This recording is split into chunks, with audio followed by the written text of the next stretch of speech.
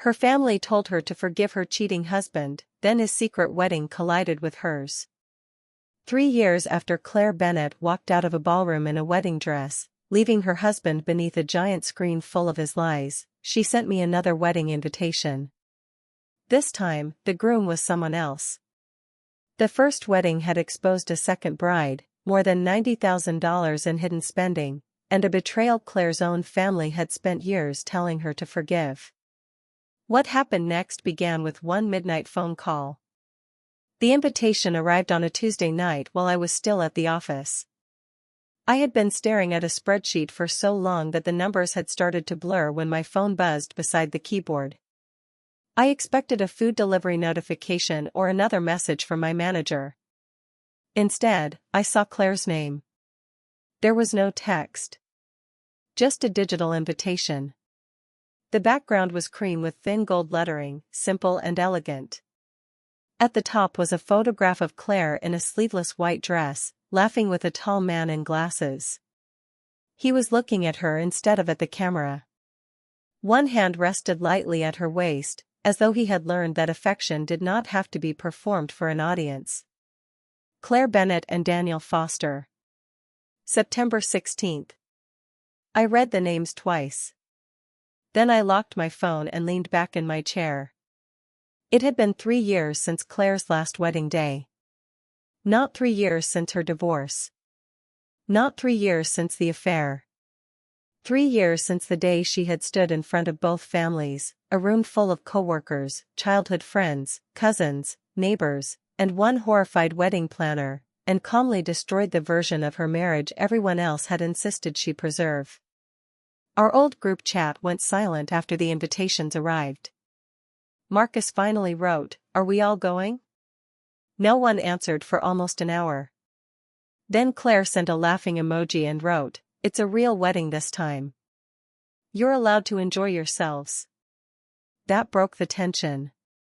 Marcus wrote that he would come only if nobody planned to project bank statements on a screen. I told him to shut up. Claire sent another laughing emoji. I smiled at my phone, but I had to blink hard before I could keep reading. I had known Claire since we were 16. Back then, she was the kind of girl teachers remembered. She got straight A's without acting like she cared about them, ran student council meetings without sounding bossy, and somehow managed to look put together even after cross-country practice. She went to the University of North Carolina at Chapel Hill on scholarship, graduated near the top of her class, and joined a large consumer products company in Charlotte. By 26, she was already managing a team older than she was. People talked about Claire as if success were her natural climate. Her mother saved every honor roll certificate. Her father told relatives the exact ranking of her college program. At family gatherings, people asked Claire for advice about resumes, mortgages, internships, promotions, and relationships. She had spent most of her life being praised for making good decisions. Then she married Ryan Mercer. Ryan had pursued her for nearly 2 years. He was persistent without seeming pushy. He remembered the kind of coffee she ordered. If she worked late, he brought dinner to her office. When her car battery died in a parking garage, he drove across town at 11 at night with jumper cables. He knew how to make himself useful in small ways, and Claire, who had spent her whole life taking care of everything, loved the relief of being cared for. Their first year of marriage looked almost embarrassingly peaceful from the outside. They rented a 2-bedroom apartment in South End, adopted a gray cat named Pepper, bought too many plants for the balcony, and spent Sunday mornings at the farmer's market. Claire posted pictures of Ryan chopping vegetables while she sat on the counter drinking wine. Ryan posted pictures of Claire asleep on the couch with Pepper on her chest. We believed them. More importantly, Claire believed them. Then, one night a little after midnight, my phone rang. I was already in bed. When I saw Claire's name, I answered immediately because she almost never called that late. For a few seconds, I heard nothing. "Claire?" Her voice came out strangely flat. "Jenna, Ryan has someone else." I sat up. What? I found the transfers. What transfers? He's been sending money to her for almost 2 years. There was a pause. I heard paper moving in the background. How much? I asked. $58,000 from our joint savings. I stopped breathing for a second. Claire continued in the same calm voice. Our joint savings account had $84,000 in it before this started. He moved $58,000 to her in pieces. Rent. Jewelry. Credit card payments. A car repair. Birthday money. Weekend trips. Where are you? At home. Is he there? No. He said he had a client dinner. I'm coming over. You don't have to. I'm already getting dressed. I drove across Charlotte in 20 minutes. When Claire opened the door, the apartment looked exactly the same as it had the last time I visited. Pepper's toys were under the coffee table. A half-folded blanket lay over the arm of the couch. A basil plant leaned toward the sliding glass door. The only thing that looked wrong was Claire. She was sitting on the living room floor surrounded by printed statements. She had highlighted lines in yellow. Dates. Amounts. Memo fields. Transfers to the same woman again and again. She handed me one page. March 14th, $750. Birthday dinner. June 1st, $1,314. Because I love you. December 22nd, $2,600. Rent help. The dates continued. Claire tapped one line with her finger. My birthday, she said. I looked at it. That week, Ryan had sent the woman $1,800. What did he get you? I asked quietly. Claire gave a small laugh that did not sound like laughter. A card. He said money was tight because we were trying to save for a house. Her eyes finally filled, but the tears did not fall. I thought he had become less romantic, she said. I thought that was marriage. I thought you got used to each other, and the big gestures became groceries and dentist appointments and remembering to pay the electric bill. She looked at the stack of paper. It wasn't that the love faded, Jenna. He was spending it somewhere else. That was the night Claire decided she wanted a divorce. She thought the hardest part would be confronting Ryan. She was wrong. The hardest part was convincing everyone else that betrayal counted as a reason to leave. Claire told her mother the next morning. Her mother, Linda, listened in silence until Claire finished. Then she asked the question Claire had not expected. Did he sleep with her? Claire stared at the kitchen wall. I don't know. He sent her almost $60,000. I don't think the exact number of times they had sex is the important part. Linda sighed. Honey, men do stupid things. Claire thought she had misheard her. Excuse me? I'm not saying what he did was right. I'm saying marriage is long. People make mistakes. Your father and I have been through things you don't know about. Mom, this wasn't a mistake. It went on for 2 years. And now you know. He'll have to stop. Claire stood so quickly her chair scraped the floor. That's your answer? I'm trying to keep you from throwing away your life while you're angry. I'm not throwing away my life. You're 28 years old. Divorce follows you. You think it doesn't, but it does. People ask questions. Future men ask questions. Claire went very still. Linda lowered her voice. Ryan loves you. We've all seen it. You saw what he wanted you to see. Then make him prove himself. Counseling. Transparency. Whatever you need. But don't rush to a lawyer before you've even tried. Claire called me afterward. She did not cry. Not yet. My mother thinks the affair is something I'm supposed to manage, she said. Her father was worse in a quieter way. Tom Bennett called Ryan a good kid who made a serious mistake.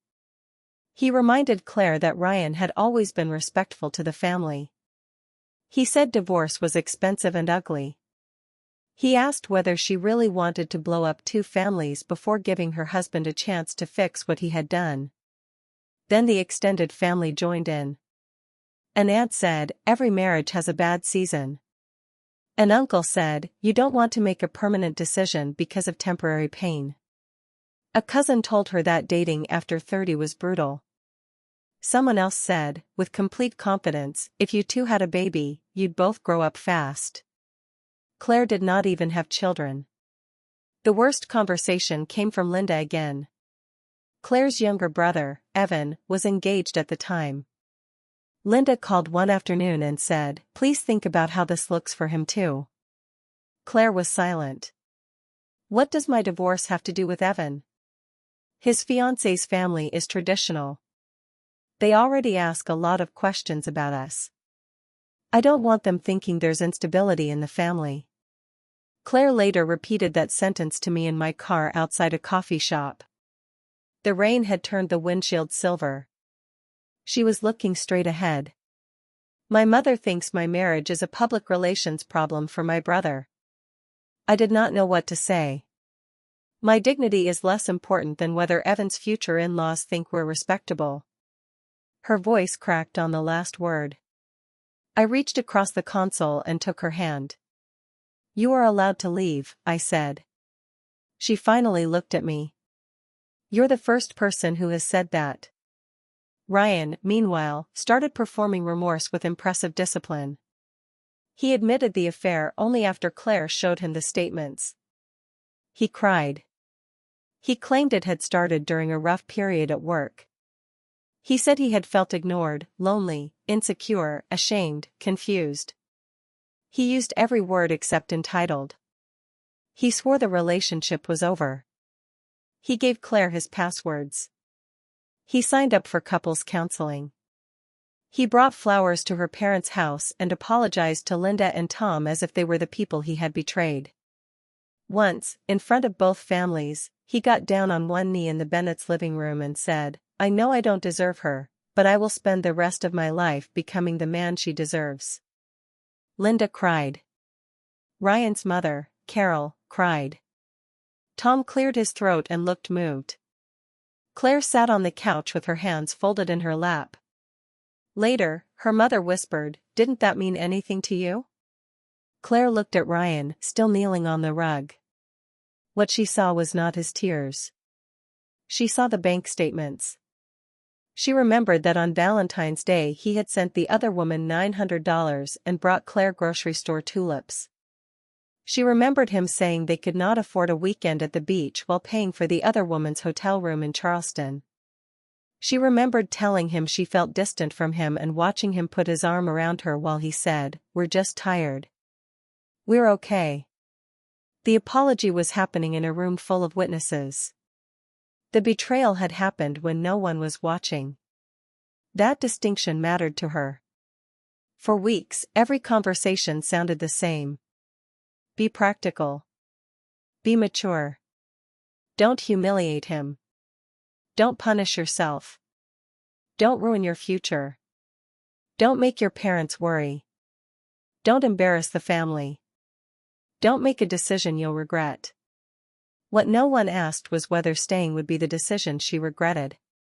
One night, close to 2 a.m, Claire texted me. If everyone thinks I'm wrong, is there a chance I'm actually wrong? I stared at the message for a long time. Then I wrote back, no. You're exhausted because people keep asking you to carry the consequences of something you didn't do. 3 days later, Claire moved back in with Ryan. Her mother cried with relief. Ryan hugged her so tightly she had to push him away to breathe. Everyone thought the crisis had passed. They did not understand Claire at all. She had not gone back because she forgave him. She had gone back because she had stopped arguing and started collecting proof. The change in Claire was so subtle that even I misunderstood it at first. She went to work. She cooked when it was her turn. She sat through dinners with Ryan's parents. She attended 2 sessions of couples counseling and answered the therapist's questions without sarcasm. When Carol squeezed her hand over Sunday lunch and said, "I always knew you were the kind of woman who fought for her marriage," Claire smiled politely. She did not tell Carol that she was fighting for something else entirely. Her legal rights. Her financial future. And the truth. Claire had always been organized. Once she decided to stop pleading with people to believe her pain, that skill became almost frightening. She met with a divorce attorney named Rachel Kim during her lunch break and paid in cash from her personal account. Rachel did not give her dramatic promises. She asked for documents. Tax returns. Bank records.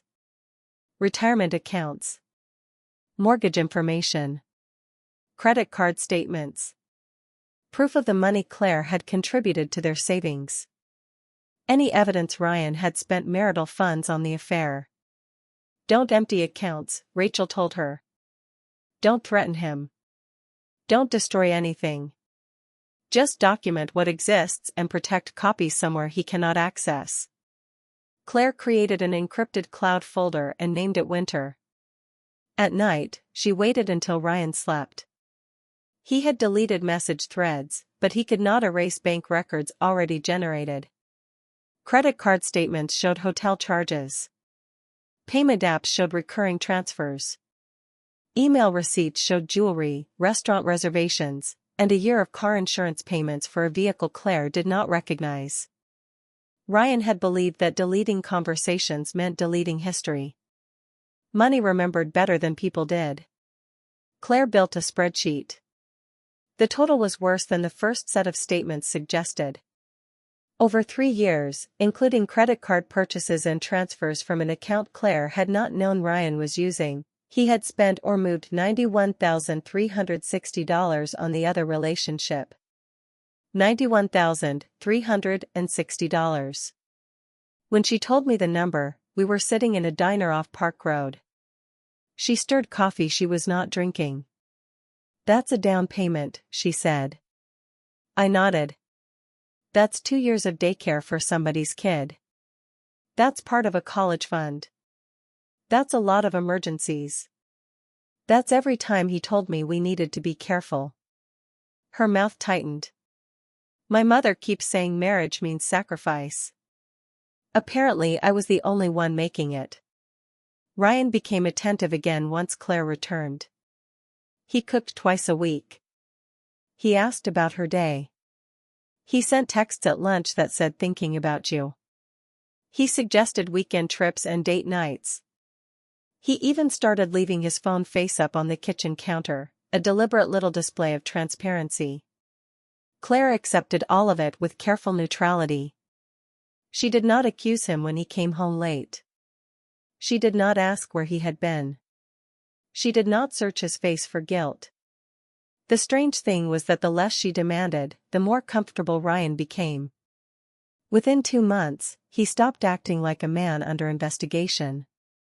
Within 3, he changed his phone password. Within 4, the affair had resumed openly enough that he became careless. One Thursday night, Ryan came home after drinking with coworkers and fell asleep fully dressed on top of the comforter. His phone lit up on the nightstand. Claire had been reading beside him. She glanced at the screen. The preview said, "I picked the venue. Can you come to the walkthrough next week? I still can't believe we're really doing this, husband." For a moment, Claire heard only the hum of the air conditioner. She expected anger to rise. She expected nausea. She expected the same shock that had driven her to print bank statements in the middle of the night months earlier. Instead, she felt a clean, cold stillness. She unlocked Ryan's phone using the passcode she had watched him enter 2 days before. The woman's name was Madison Hale. The thread was long. Madison believed Ryan was separated and waiting for paperwork to be finalized. No. That was not quite true. Madison believed the divorce had already happened. Ryan had told her he had married young, realized it had been a mistake, and completed an uncontested divorce the previous spring. He had described Claire as an ex-wife who had moved to another state. Madison had no idea she was the other woman. Worse, she believed she was about to become his wife. They had scheduled a wedding ceremony for October 14th at 11 in the morning. Claire stared at the date. October 14th. The same date as the wedding Ryan had insisted on planning with Claire. Their ceremony was at 5 in the afternoon. Claire read the messages again to make sure she was not imagining it. For years, Claire and Ryan had been legally married but had never held a full wedding.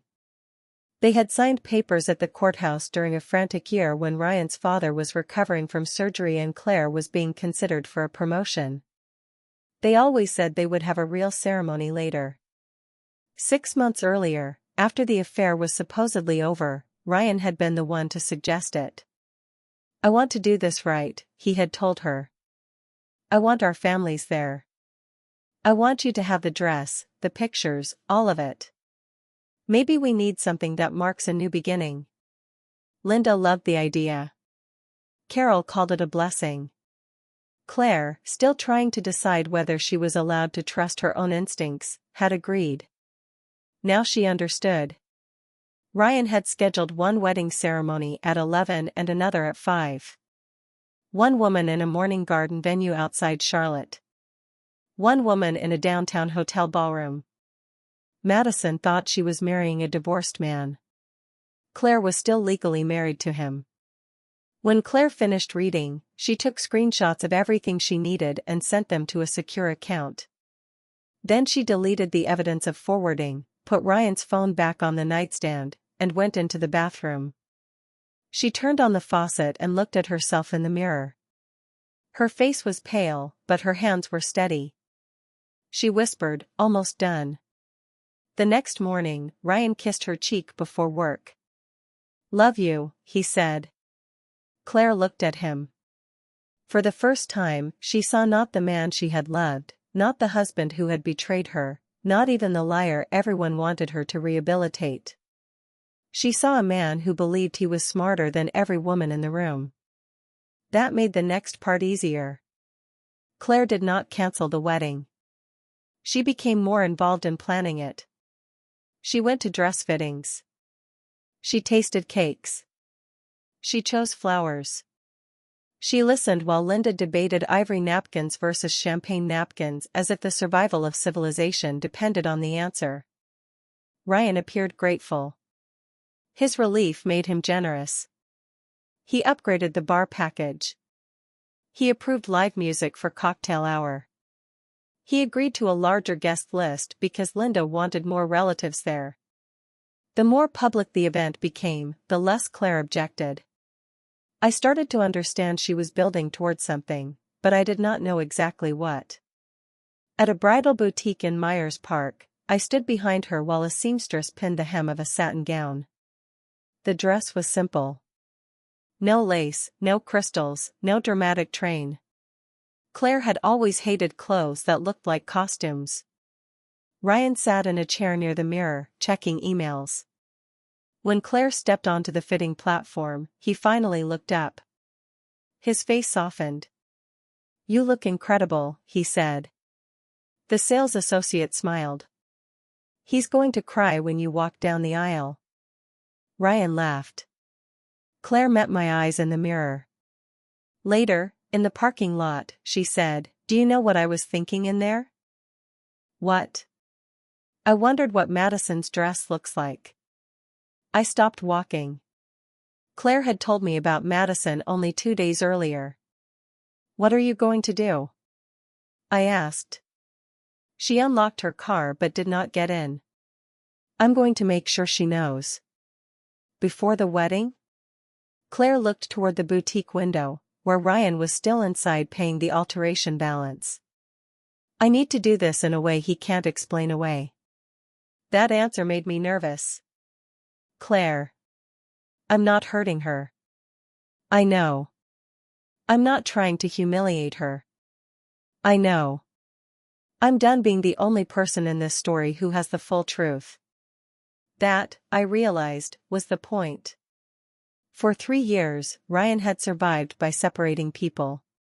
He told Claire one version of his life. He told Madison another.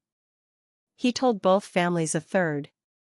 He apologized differently depending on who was listening.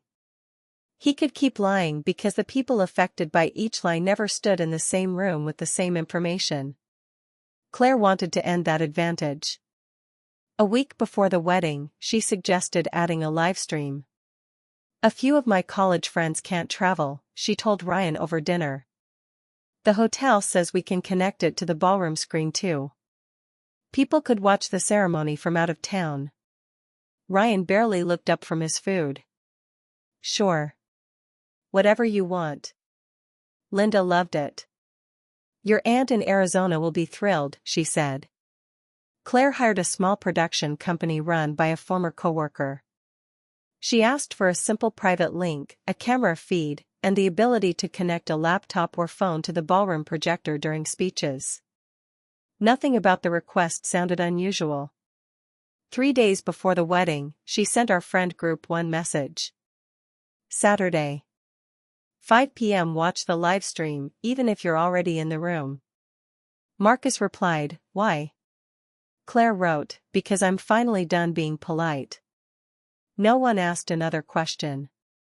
The day before the wedding, Claire drove alone to the first apartment she and Ryan had rented. They had moved out years earlier.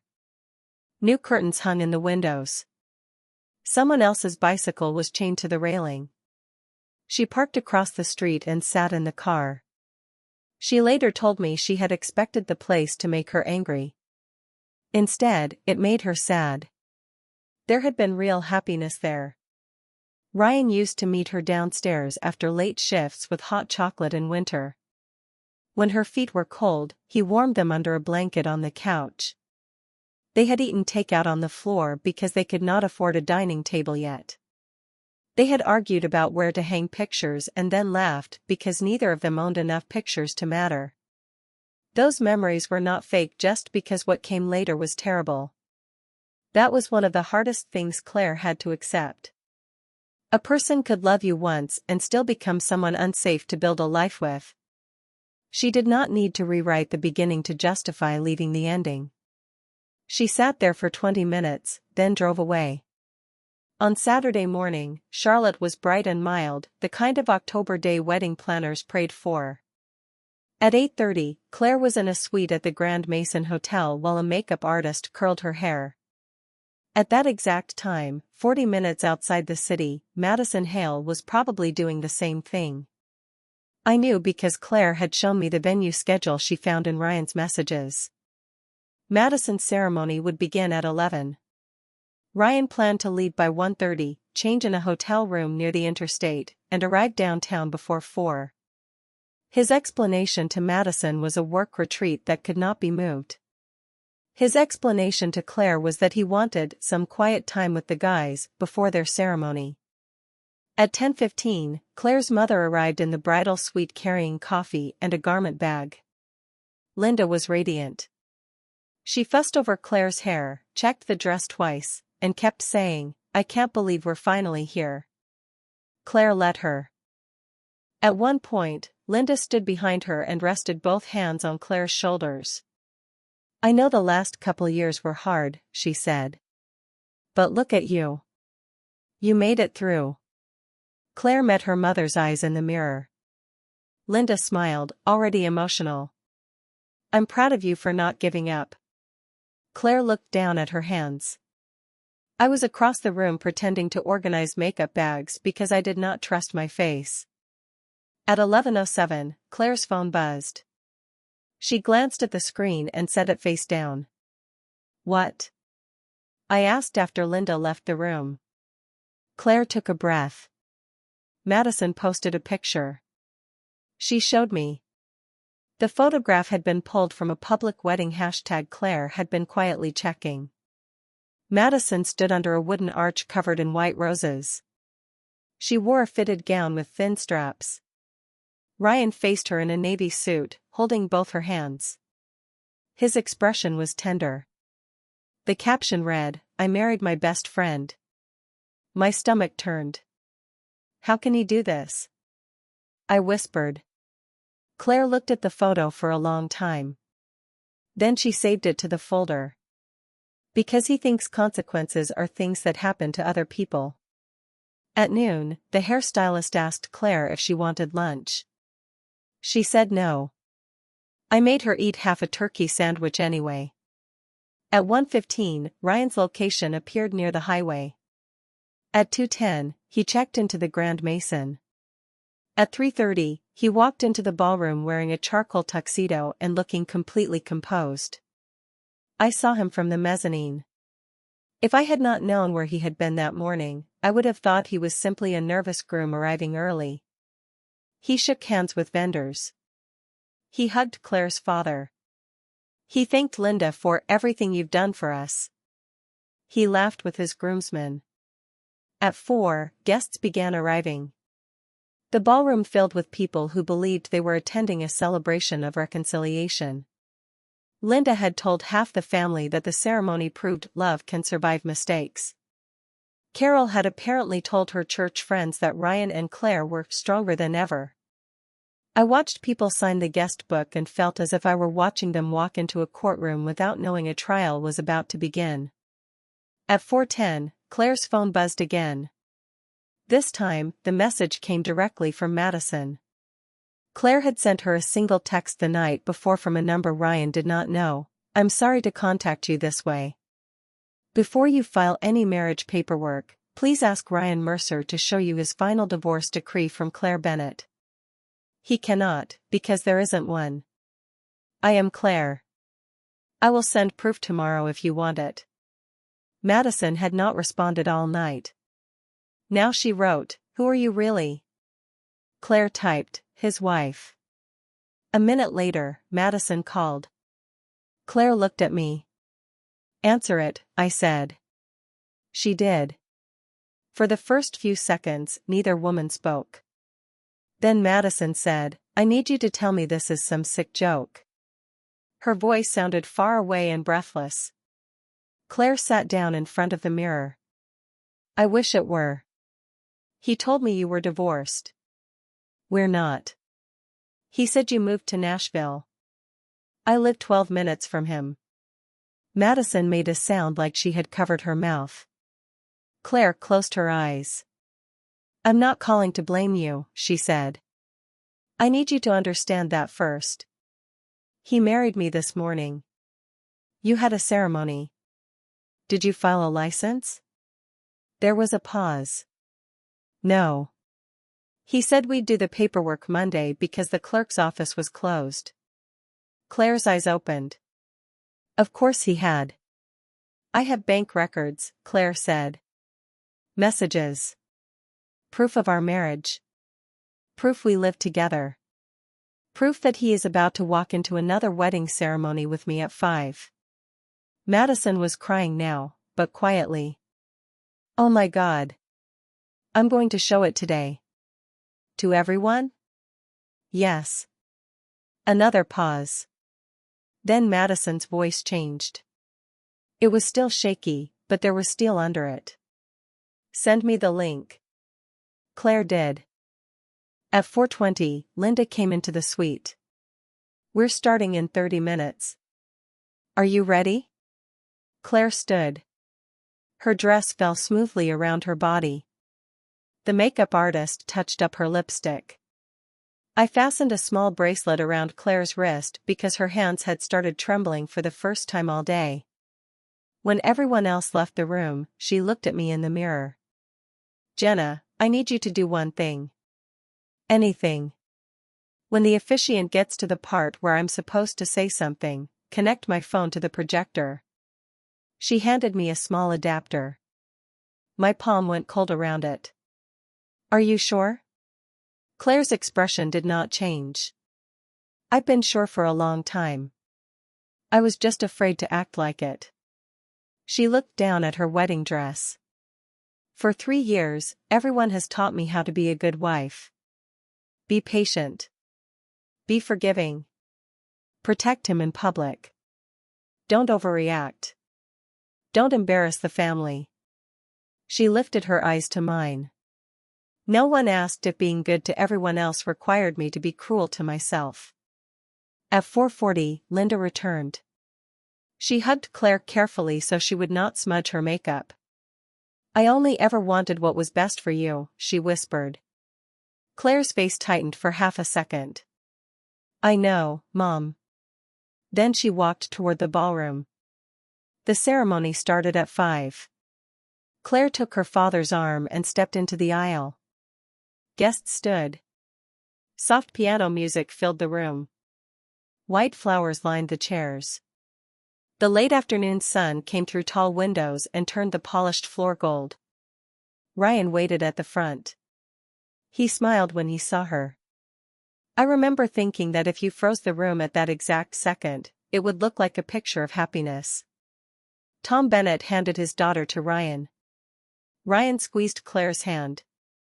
You look beautiful, he whispered. Claire looked at him. So did your mourning bride. The blood disappeared from Ryan's face. For 1 second, his grip tightened around her fingers. What? The officiant had already begun speaking, unaware of the exchange. Claire gently pulled her hand free. Ryan stared at her through the opening remarks.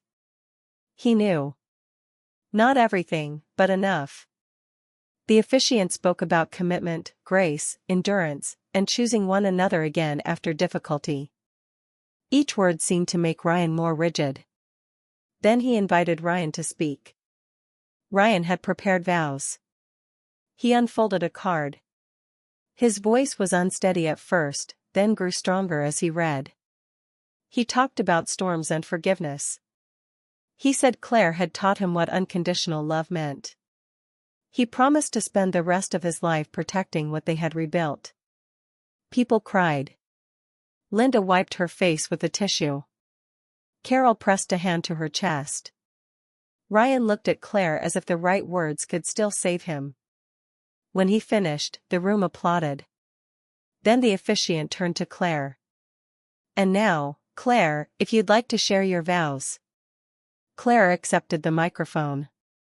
She faced the guests. Thank you for coming, she said. Her voice was clear. I know many of you have supported us through what you were told was a difficult season in our marriage. Before I say anything else, I want to show you what that season actually looked like. She glanced at me. I walked to the control table and connected her phone. The ballroom screens turned blue for a second. Then a bank statement appeared. At first, people smiled politely because they assumed it was part of some joke or slideshow. Then they began reading. April 12th. Transfer, $1,200. Memo, rent. May 8th. Jewelry purchase, $2,480. June 1st. Transfer, $1,314. Memo, love you always. The room changed. You could feel it before anyone spoke. The smile stopped. Chairs creaked. Someone coughed. Ryan took one step toward Claire. What are you doing? He whispered. Claire did not look at him. These are payments my husband made during our marriage to another woman, she said into the microphone. Over 3 years, I documented 211 transfers and purchases totaling $91,360. A murmur moved through the ballroom. Ryan reached for her arm. Claire stepped away. Stop this, he said.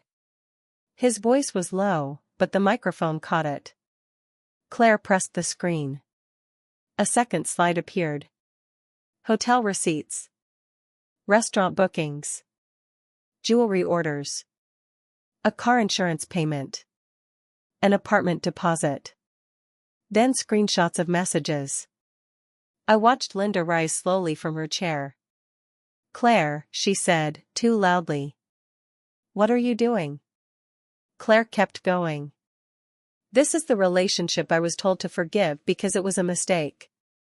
Another screenshot appeared.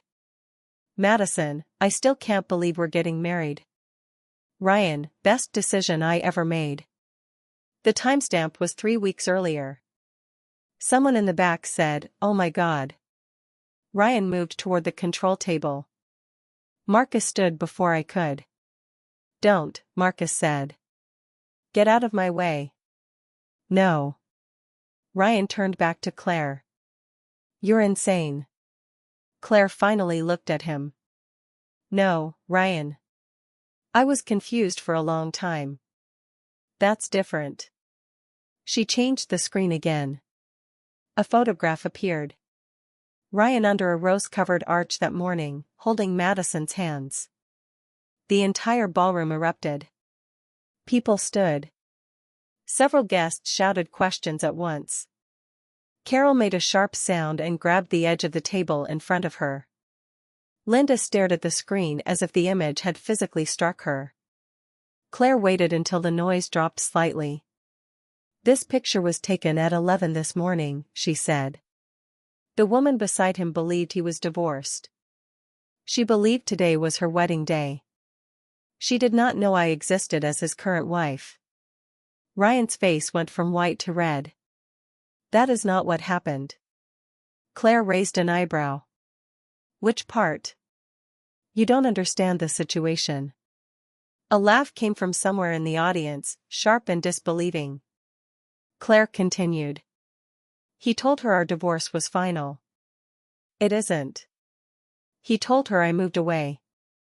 "I didn't." "He told her he was at a work event this afternoon. Instead, he is standing here with me." Carol pushed out of her chair. "This is private," she shouted.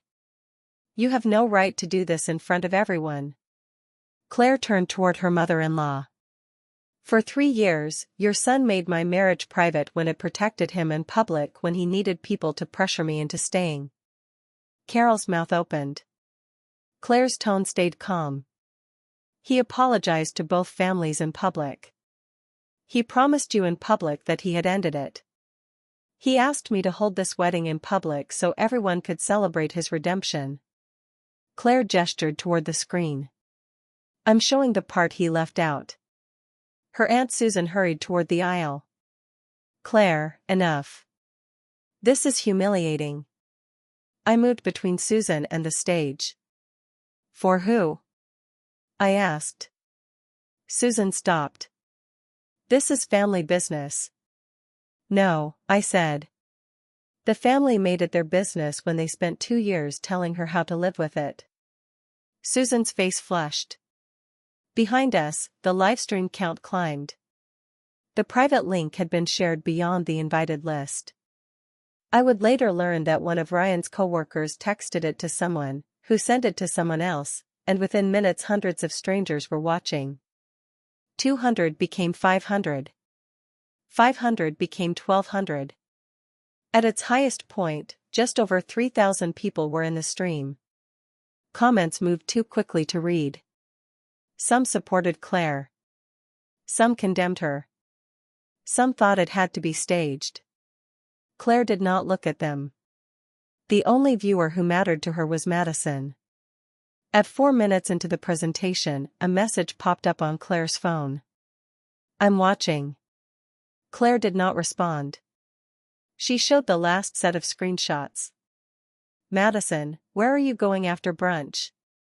"Ryan, company retreat." "I told you." "Might be late." "Madison, will you be home tonight?" "Ryan, probably not." "Don't wait up." The messages were from 12:30 that afternoon. The ballroom became almost silent. Even Ryan seemed to understand there was no argument available to him anymore. He grabbed the microphone from Claire. The sound system shrieked with feedback. "Enough," he shouted. Claire looked at him. "Enough?" Her voice did not rise. Ryan's chest was moving quickly. "You wanted to punish me? Fine. You did it. Congratulations." Claire shook her head. You still think this is only about what you did to me? What else could it possibly be about? The woman you stood beside this morning thought she was marrying you. Ryan's jaw tightened. You told her I was gone. You let her invite her family. You let her father walk her toward you. You took vows. Then you left her wedding and drove here to do the same thing again.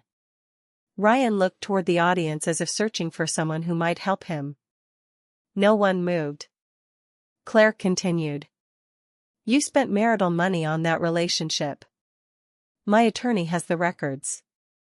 You concealed assets and drained savings we both built. You lied to her. You lied to me. You lied to both families. She paused. And every time I tried to leave, you let other people convince me that protecting you was the mature choice. That was when Linda sat down. Her face had changed. For the first time, I think she understood that her daughter had not been refusing to forgive a single betrayal. She had been trapped inside a system of lies that required her cooperation. Claire reached into a small white clutch lying on the table beside the flowers. She took out a document packet. Ryan saw it and looked genuinely afraid. These are divorce papers, Claire said. The room exhaled as one body. My attorney has already prepared everything. You do not have to sign anything tonight. I'm not asking this room to enforce a legal agreement. That sentence mattered. Claire had taken Rachel's advice seriously. What I am telling you is that I am filing Monday morning. Ryan stared at the papers. Claire went on. I will ask the court to account for the money you spent and transferred. I will provide the records. I will not negotiate my reality with you anymore. Carol began crying. Claire, please, she said. Whatever he did, don't destroy his life. Claire looked at her for a long moment. I'm ending my marriage. I'm not destroying his life. She turned toward the audience. I want to say one thing before I leave. Her voice softened for the first time. There may be people in this room, or watching online, who think I should have handled this quietly. Maybe you're right about what you would do. But for years, I was told that forgiveness was the price of being a good woman. I was told to be patient, to protect the family, to make room for his remorse, to think about everyone else's future. She looked at Linda. No one asked what staying was doing to me. Linda covered her mouth. Claire looked back at the camera. Forgiveness is a choice. It is not a debt you owe the person who hurt you. She set the microphone down. Then she turned to me. Jenna, let's go. We walked off the stage together. For a second, no one reacted. Then the room exploded into whispers. Linda followed us toward the doors. Claire. Claire stopped. Her mother looked smaller than she had an hour earlier. What are you doing? Linda asked, but this time the question did not sound accusing. It sounded lost. Claire's eyes filled. Leaving. Can we talk first? Not tonight. Honey, I was trying to help you. I know. Linda flinched. Claire stepped closer. Mom, I know you believed you were helping. But you kept asking me to survive a life I was telling you was hurting me. Tears ran down Linda's face. I didn't know. I told you. That was the sentence that broke her. Linda closed her eyes. Claire's own tears finally fell, but she did not stay. I love you, she said. But I can't live my whole life so you don't have to feel embarrassed. Then she lifted the skirt of her wedding dress and walked out of the ballroom. Outside, the October air had turned cool. Claire stood under the hotel awning in satin and heels while traffic moved along the street. For a few seconds, neither of us said anything. Then she took a deep breath. 3 years, she said. What? I feel like I've been holding my breath for 3 years. I took off my jacket and draped it over her shoulders. She looked ridiculous and beautiful, full wedding gown, oversized blazer, mascara beginning to smudge beneath one eye. A rideshare pulled up. The driver looked at her in the mirror when we climbed in. "Bad wedding?" he asked carefully. Claire laughed. The sound surprised both of us. "You could say that." He nodded as if he had heard stranger things and drove us away. Through the rear window, the hotel lights got smaller until they disappeared. The aftermath was less cinematic. There were no dramatic courthouse victories. No instant transformation. No clean line between the woman Claire had been and the woman she became. There were lawyers, forms, financial disclosures, phone calls, sleepless nights, and arguments over furniture. Ryan hired his own attorney and initially disputed the amount Claire claimed he had spent on the affair. Rachel went through the records item by item. Some expenses were difficult to classify.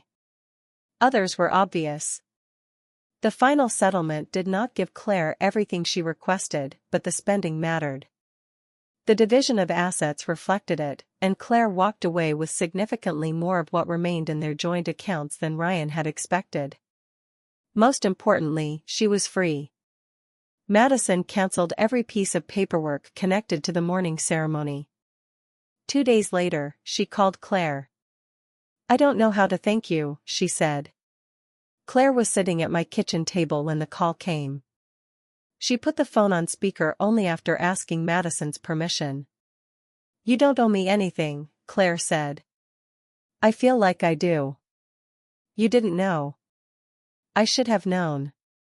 "No," Claire said firmly. "That's what people say after somebody lies to them well. They decide being deceived must mean they were stupid. It doesn't." Madison went quiet. Then she said, "He told me you were cruel to him." Claire almost laughed. "What did I supposedly do?" "He said you were controlling. That you made more money and used it against him. That you didn't want children and resented him because he did." Claire stared at the table. Ryan had spent years telling Claire that his mother's pressure about children was normal because he himself wasn't ready.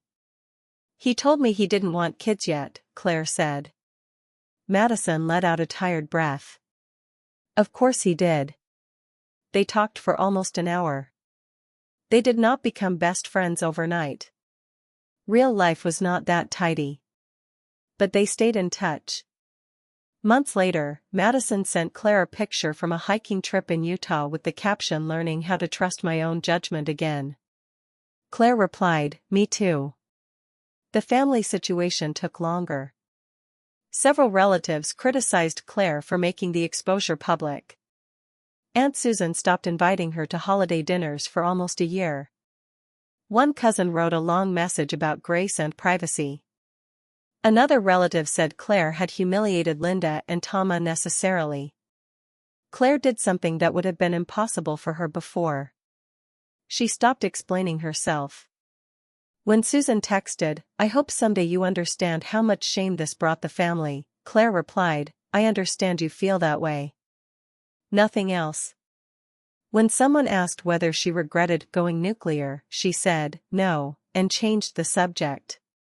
She left group chats that made her anxious. She blocked Ryan's relatives after the divorce was final.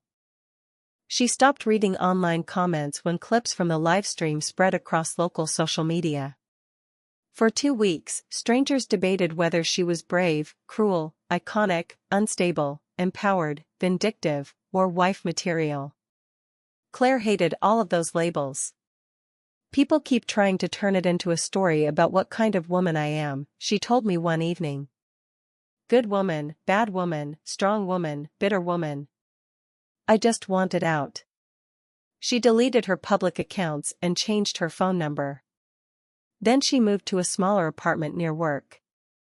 The first night there, she called me because the silence felt strange. "No footsteps in the hallway," she said. "No wondering what time someone is coming home. No checking whether a phone is face up or face down." "Is that good?" "I think so."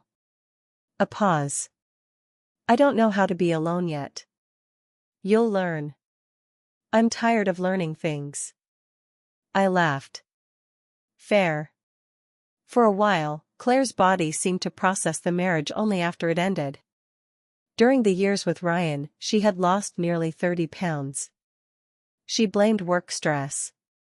She had trouble sleeping and sometimes woke at 4 in the morning with her heart racing. After the divorce, her doctor told her chronic stress could explain more than she realized. She started therapy. Not because she wanted to understand Ryan. That was an important distinction.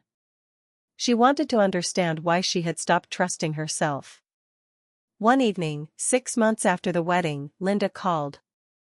Claire almost did not answer. Their conversations had been polite but strained since the divorce. Linda had never again told her she should have stayed, but she had repeatedly said the exposure could have been handled differently. Claire no longer argued. This time, Linda sounded different. I had a dream about you, she said. Claire sat on the edge of her bed. What kind of dream? You were little. Maybe 6. You had that terrible fever. Remember? Claire did not, but she said, a little. I held you all night because every time I put you down, you cried. Linda's voice broke. I keep thinking about that. Claire waited. Then her mother asked, was I wrong? The question was so direct that Claire could not answer immediately. About what? About telling you to stay.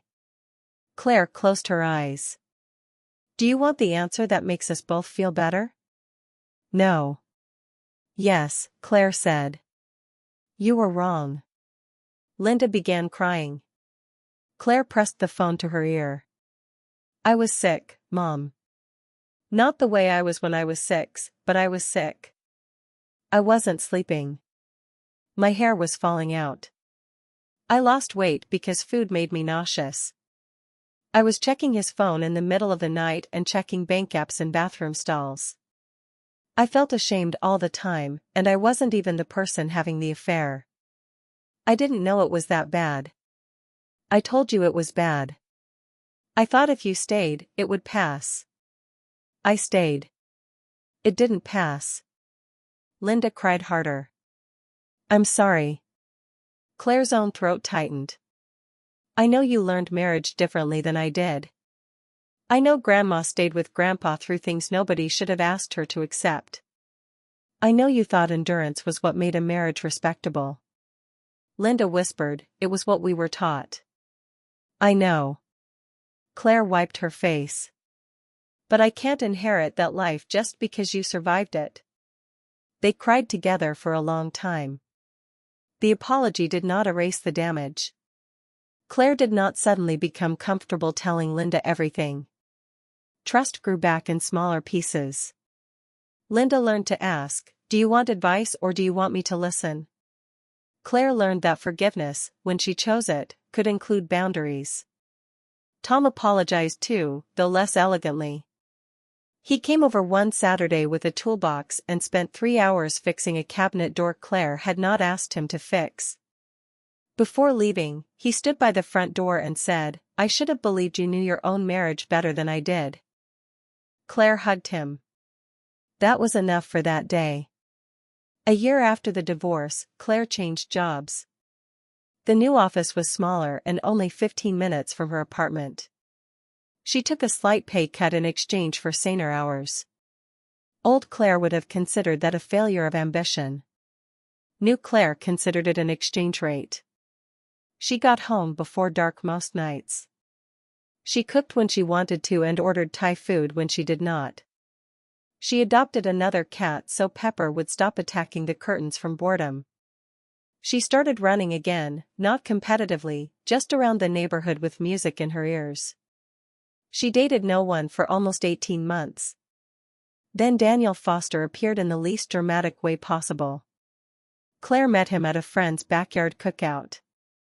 He was an architect at a mid-sized firm, wore glasses that kept sliding down his nose, and spent the first 20 minutes talking to Marcus about why a badly designed parking garage could ruin a person's day. Claire was not impressed. That was probably useful. Daniel did not pursue her with grand gestures. He asked if she wanted coffee. She said yes. He texted afterward, "I had a good time. If you'd like to do it again, I'd like that. If not, no hard feelings." Claire stared at the message and laughed. "What?" I asked when she showed it to me. "He sounds like a customer service policy. Maybe that's your type now." "It is absolutely not." She went out with him again anyway.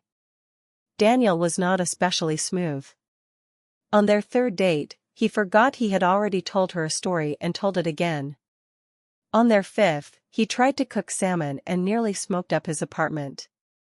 He hated fancy bars, loved old houses, and could identify almost any tree on a city block. He also listened. When Claire told him she was divorced, he did not ask what she had done wrong. When she eventually explained the wedding, he did not say she was brave or terrifying or legendary. He said, "That sounds like it was really painful." Claire had to look away. Later, she told me that was the moment she started trusting him. Not because he understood everything. Because he did not make her pain into entertainment. They moved slowly. When Daniel wanted to define the relationship, he asked. When Claire needed space, he did not punish her with silence. If plans changed, he told her why. These things sound small until you have lived with someone who made reality negotiable. One Sunday, Daniel's mother asked Claire about her divorce over lunch. The question was not cruel, but it was nosy. "So I heard there was quite a story with your first husband," she said. Claire froze. Before she could answer, Daniel put down his fork. "Mom, Claire's past is hers. You don't need details unless she wants to share them." His mother looked surprised. "I was only asking." "I know. I'm asking you not to."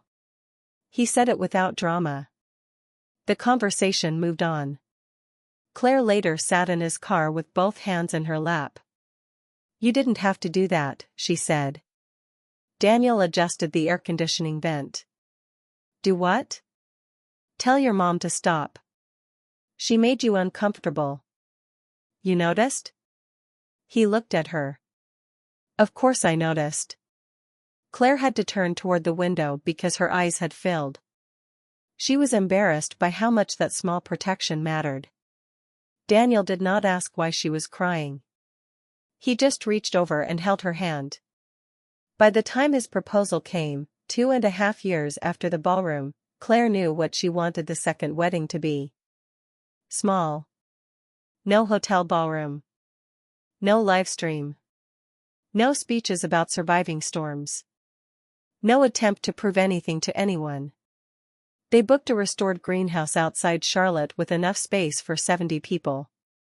Claire chose a simple dress again, but this time she went shopping with Linda. The fitting was quiet. Linda sat on a velvet chair while Claire stepped out from behind the curtain. For a long moment, her mother said nothing. Then she smiled through tears. "You look happy." Claire looked at herself in the mirror. "I am." Linda stood and adjusted one loose strap near Claire's shoulder. "I'm glad." That was all. No lecture about making marriage work. No warning about second chances. No prediction about what people would say. Just "I'm glad." When I received the digital invitation weeks later, that was the history sitting behind the photograph. On September 16th, I arrived early. The greenhouse was strung with warm lights. Long wooden tables were covered with small jars of wildflowers instead of expensive centerpieces. Daniel was outside helping an older relative find the accessible entrance because he did not trust the sign the venue had put up. Claire was in a small dressing room with Linda and me. She wore her hair in a low twist. Her makeup was light. She looked softer than she had 3 years earlier, not younger exactly, but less guarded. "You nervous?" I asked. "A little." "Want me to check for projectors?" She threw a makeup sponge at me. "Don't even joke." We laughed until Linda told us to stop because Claire's mascara was going to run. The ceremony began at sunset. No one gave Claire away. She and Daniel walked in from opposite sides and met at the front. Their vows were short. Daniel said, "I can't promise life will be easy. I can promise you'll never have to guess which life I'm living." Claire laughed, then covered her mouth because she was crying. When it was her turn, she looked at him and said, "I used to think love meant proving how much I could survive. You taught me that love can also feel like rest." That was enough. After dinner, Marcus gave a toast that contained no references to bank statements because I threatened him beforehand. Linda danced with Tom. Madison sent flowers but did not attend. She had moved to Colorado the year before.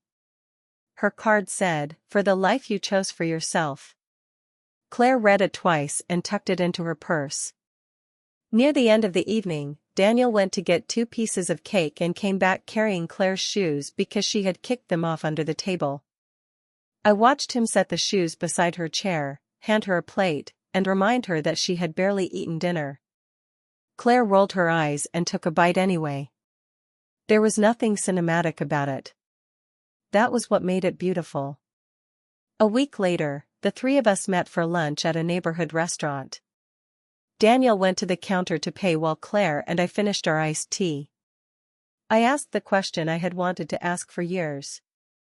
"Do you regret what you did at the first wedding?" Claire thought about it. "No." Then she smiled slightly. "But I don't think it was the most important thing I ever did either."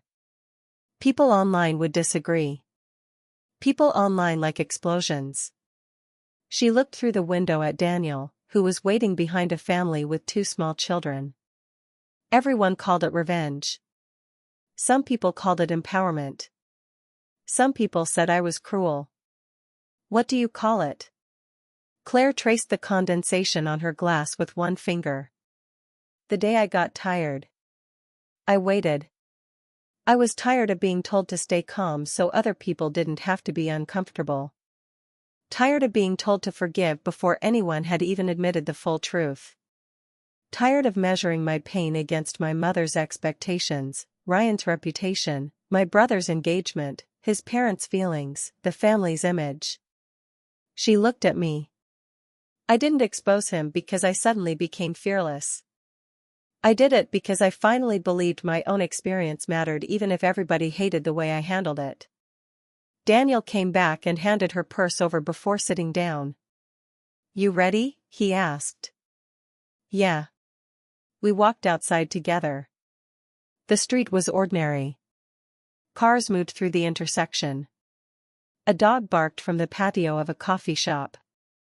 Someone was unloading groceries from the back of an SUV. Claire and Daniel walked a few steps ahead of me, talking quietly. He said something that made her laugh.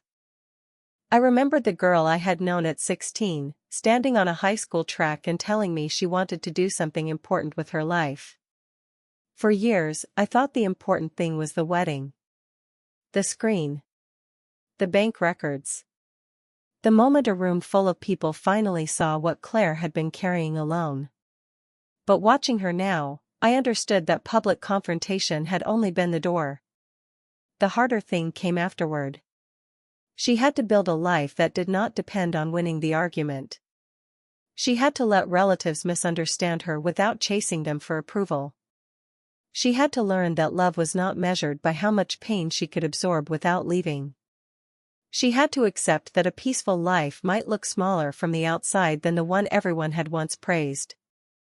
A shorter commute. A modest house they were saving to buy.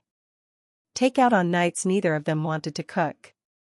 A husband who bought the fruit she liked on his way home and defended her boundaries without being asked twice. A mother who had learned, slowly, to listen before advising. Friends who knew when to make jokes and when to stand in front of a projector cable. Nothing about that life would ever go viral. Claire preferred it that way. At the corner, she turned and called back to me. Jenna, are you coming? I looked at her for a second before answering. Yeah. I'm coming. Then I caught up.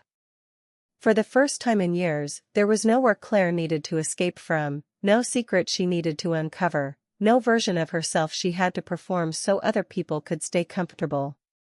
She was simply walking home beside someone she trusted.